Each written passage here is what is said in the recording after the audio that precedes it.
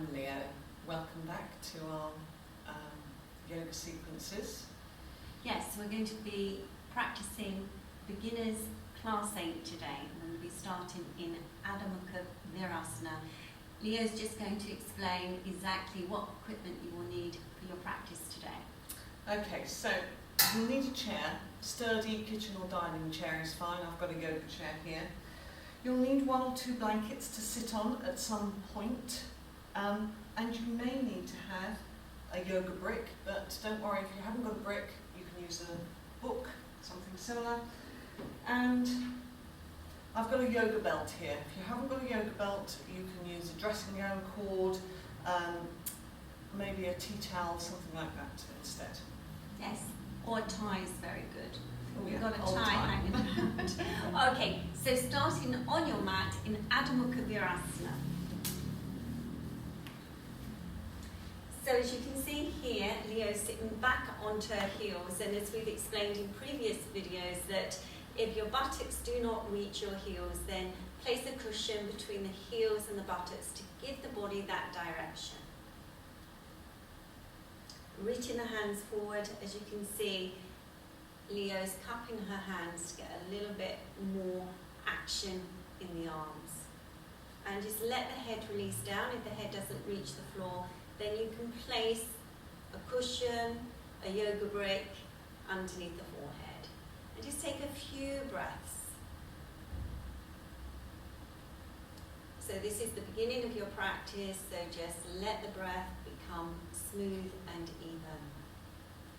Pressing into your palms, we're coming for Adho Mukha Svanasana.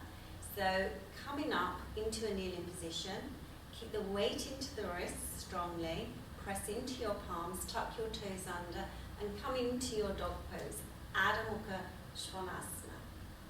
So you can see Leo here is lifting the buttocks up. You have to see that you direct this action from the abdomen. Move the abdomen, the lower abdominal area, deeply, deeply in, and extend those buttocks up. And then push with the thighs. The thighs need to go back towards the end of your mat.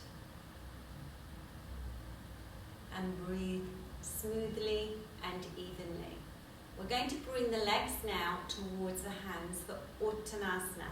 Now this can be quite challenging for those of you who've got tight hamstrings, so you can either jump or step the feet towards the hands. I'm just demonstrating stepping here. So as you can see, Leo's in Uttanasana. It may be difficult to straighten the legs if you've got tight hamstrings. If this is the case, if you've got a couple of yoga bricks, you can put those down on the floor.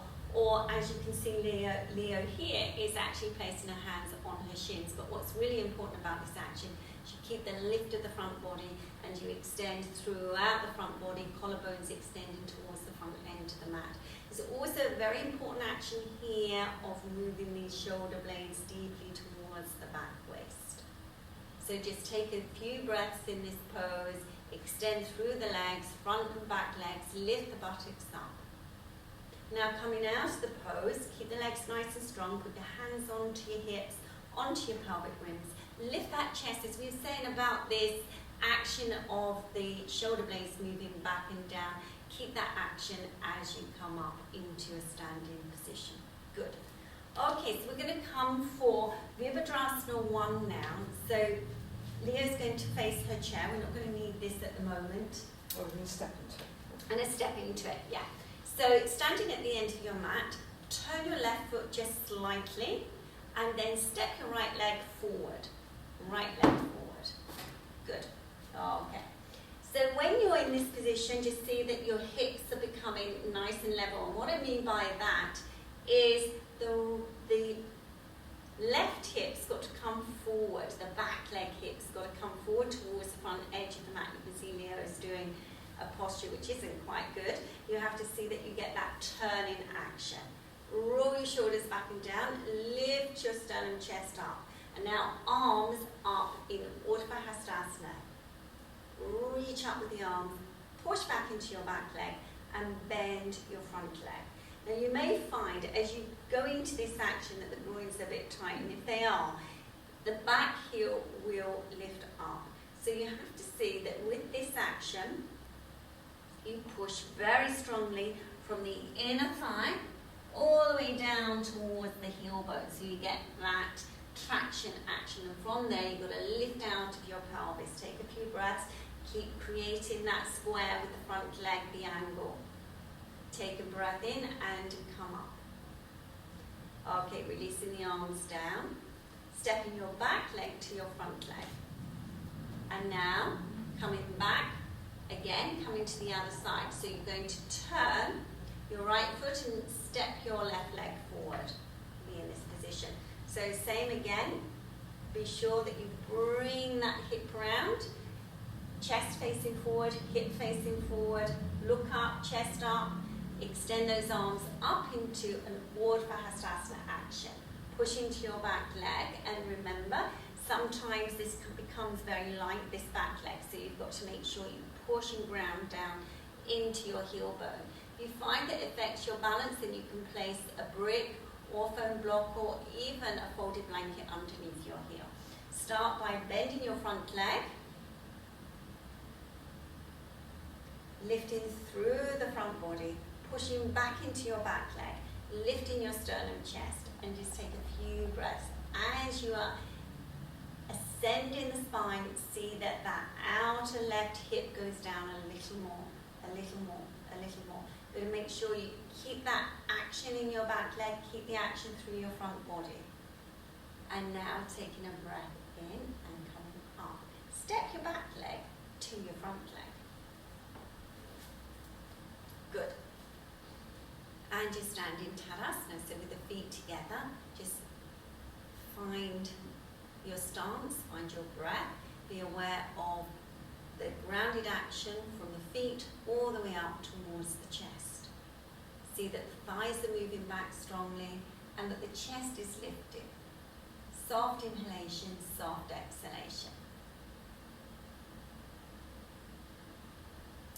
Okay, so we're going to come for Virabhadrasana III. This is a modified version of the action.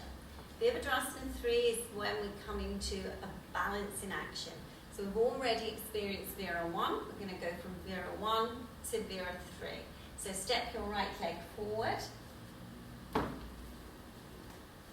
Extend the arms up, so we know that the hips need to face forward, the back leg really strong. Now make that angle with your front leg. Make that angle. Okay, so now here comes the tricky bit. You've got to push into your back leg and extend the whole of the front body along your right thigh.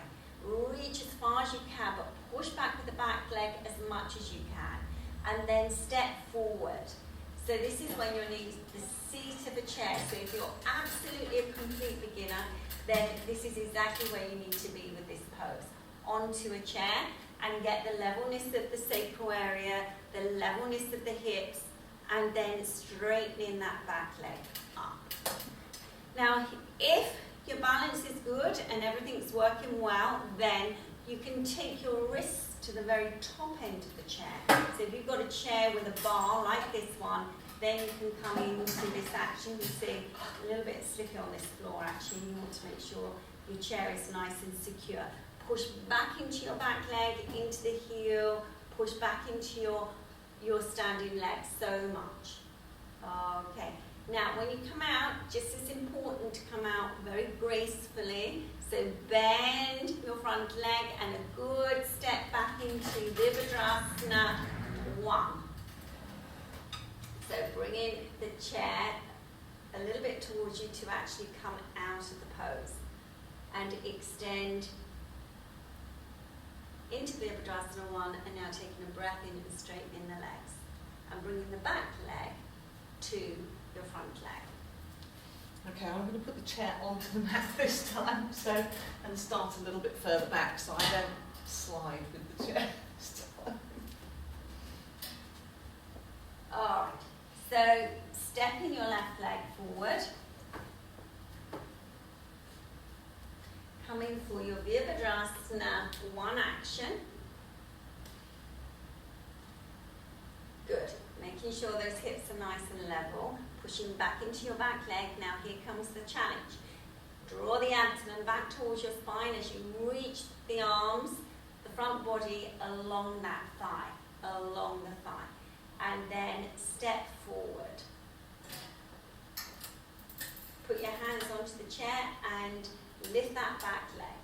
So you notice here where the hips need to be absolutely level. So you've got to keep lifting, but this center buttock's got to really release from the inside out. You've got to get that action.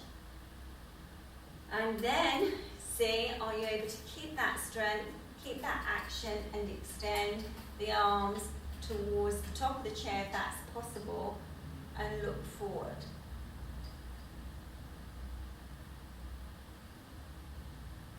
And now big step back, big step back. So come for Virabhadrasana I. Extend those arms up, push into your back leg nicely, lifting your sternum chest. Take a breath in and come up. Turning the feet to face forward. That's it, and bring the legs together now. Good. Okay, standing in Tadasana.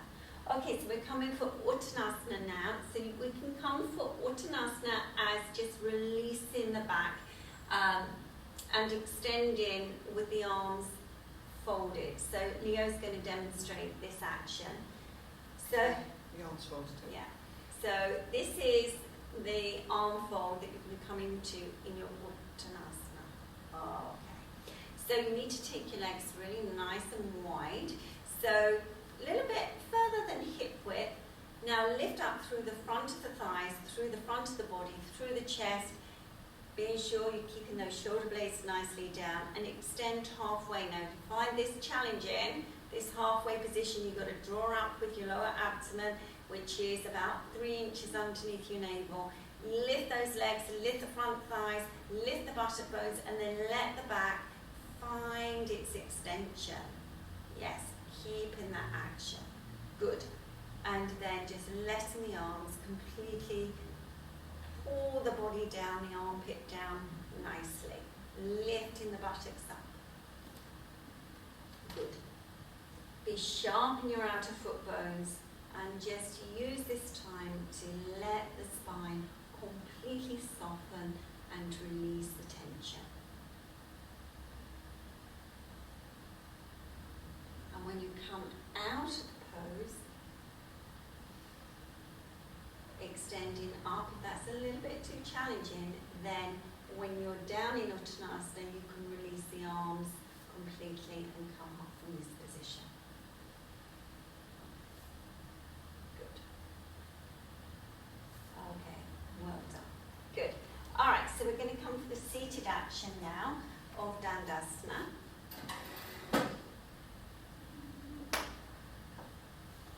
Okay, so when you come for your Dandasana, you can sit on a folded blanket. This is always helpful. And also, again, pulling the buttock flesh away from the bone. You can see Leo's just making those adjustments.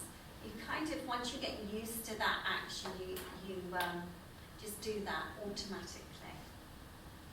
I've got my belt to hand as well, so if you're using a tie or a belt, just have it so that you've got it handy there. Yes. So we're just going to energize the upper body, and to do this, you're going to press down strongly with the front legs and just walk those arms back a little, you can see. And just lean back a little bit and extend the chest up, broaden across the chest, look up, see that the collarbones are nice and broad, and also the upper chest area is nice and broad. The back body, shoulder blades deeply moving in. The back ribs, the lower back ribs need to lift the whole of the upper body up. So you're whirling in this shape. And then slowly raise the head and come up. So we're coming for Virabhadrasana in Dandasana. So we've got the belt here just to give you that little bit of a fulcrum to get a little bit more broadness across the tops of the shoulders, the arms, a little bit more energy going into the action. So extending the arms up above your head, holding the belt. So reaching up. Now you have to see with this belt, you can snap it in half.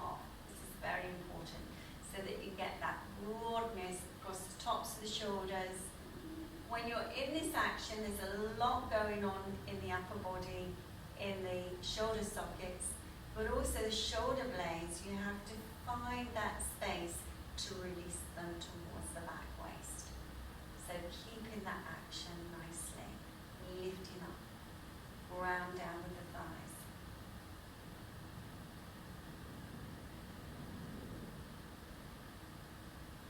And then slowly release it. Okay, so we're coming for Adho Mukha Svanasana. So this is where we started. Adho Mukha Svanasana. Taking the big toes together and sitting back onto your heels and reaching your arms forward. And just settle in this pose for a few moments. You can stay in this pose for longer than we're practicing. That's your choice. We're coming towards the end of our sequencing now. So just see that you extend through the side waist and let the breath extend from the outer hip to the armpit.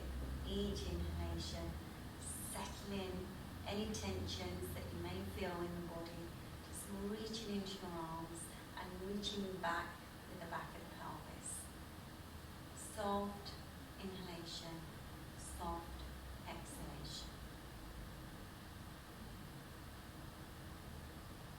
So we're going to come out of this pose now and come back to a seated position in your Sukhasana action. So don't just get up and carry on and go off and be part of the world again. Just be in this position for a few moments. Keep the lift through your front body. Just let the facial features be smooth, soft. Release any tensions there. Let the eyes draw deeply within. A few deeper, longer inhalations in this position.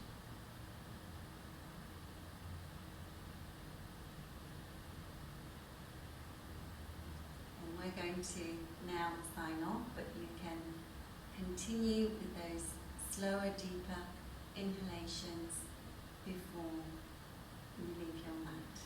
Thank you for watching. Thank you for watching. Namaste. And if you want to have any more structured sequences, you can check out our online practice site, which is www.myyogatutor.com, and they're slightly more structured than the YouTube series that we've got here.